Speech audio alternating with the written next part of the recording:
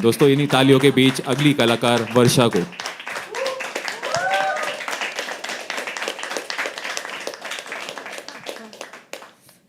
मेरी ये कविता, इसमें ना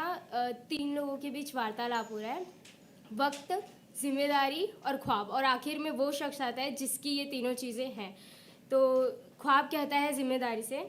कि तुम बस एक दर्द हो और मैं उसकी खुशियों का सैलाब हूँ, तुम जिम्मेदारी हो और मैं उसका प्यारा सा ख्वाब हूँ, तुम किसी कांटे की तरह ज़मीं पर बिछी हो जिस पर वह चल रहा है, मैं ऐसा ख्वाब हूँ जो उसके दिल के किसी कोने में पल रहा है, तुम वो बोझ हो जिसके नीचे वह दब गया है, कभी तो तुम उससे पूछती तो शायद कहता वो कि अब वो थक गया है,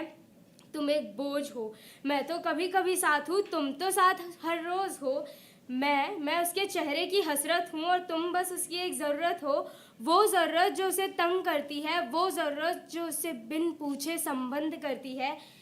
कि इतने में एक आवाज़ आई, जिम्मेदारी चलकर ख्वाबों के पास आई और कहा कि ज़रा अपने शब्दों को फिर से दोहराना, क्या सही है ख्वाब तुम्हारा इतना इतराना? हाँ, मैं सबकी नज़रों में बहुत बुरी हूँ, पर कभी वक्त से पूछना मैं कितनी ज़रूरी हूँ।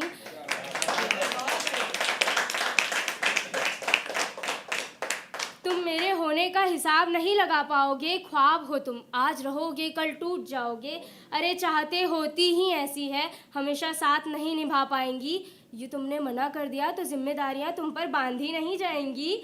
कि तब तक इन दोनों के लिए एक जवाब आया, जिम्मेदारी पहले गई, उसके पीछे से ख्वाब आया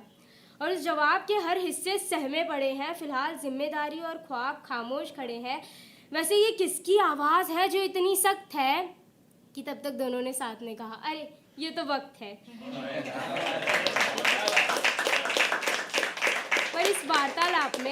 वार्तालाप में वक्त का आना ख्वाब को डरा चुका था, वो हारने वाला है ये वक्त के पहले बता चुका था। फिर वक्त ने कहा, जिम्मेदारी तुम ये क्या कर रही हो, क्या मुसीबत आन पड़ी जो तुम इस ख्वाब से लड़ रही हो, चलो चलो और अपने काम को पूरा करो, कहीं उसके कंधे उठ ना जाए, इस बात की दुआ करो, ये उसके कंधे उठ गए तो वो तुम्हें भुलाकर एक नए ख्वाब को अपना लेगा, बहुत कम वक्त में एक नया पंख बना लेगा और फिर तुम उसकी आंखों में धूल झोंक नहीं पाओगी, तुम उसकी उड़ान को कभी रोक नहीं पाओगी।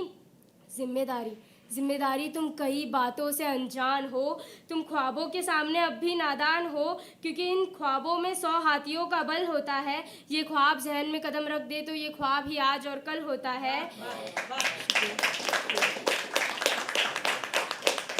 ये सुन जिम्मेदारी डगमगाने लगी, जोर जोर से बड़बड़ाने लगी, कहा कि मुझसे दूर होना बेहद कठिन होता है, अगर इस ख्वाब के लिए रात है तो जिम्मेदारियों के लिए दिन होता है, और बेशक दिन की लंबाई रात से ज़्यादा है, अरे तुम उस रात की हो जिसका चांद भी आधा है। ख्वाब कुछ कहता कि किसी ने खुद को पेश किया, कमरे में एक नई आवाज़ ने प्रवेश किया। अब ये आवाज़ किसकी है और ये कौन है? फिलहाल जिम्मेदारी और ख्वाब के साथ वक्त भी मौन है। फिर इन्होंने अपने मौन व्रत को तोड़ा, अपनी नज़रों को उस रोशनी की ओर मोड़ा। अब उस आई आवाज़ ने कहा, मेरे लिए लड़ रहे हो, मुझी संग झगड़ रहे हो, कहता हूँ दूर जाओ, काहे पीछे पड़ रहे हो, पर यह बात मैं तुम्हें समझा सकूं, इस बात की ज़रूरत नहीं तुमसे बहस करने की, मुझ में ताकत नहीं, अरे लड़ते तो ऐसे हो जैसे कि प्रलय है, वक्त के साथ जिम्मेदारी का आना तो तय है, मैं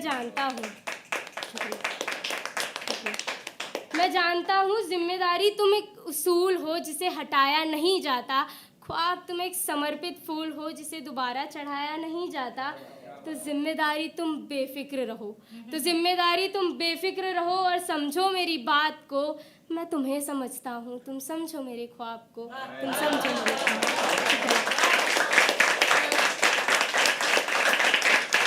तो तालियों की कमी नहीं होनी चाहिए वर्षा के लिए, वर्षा के लिए तालियों की वर्षा करिए। बहुत अच्छा।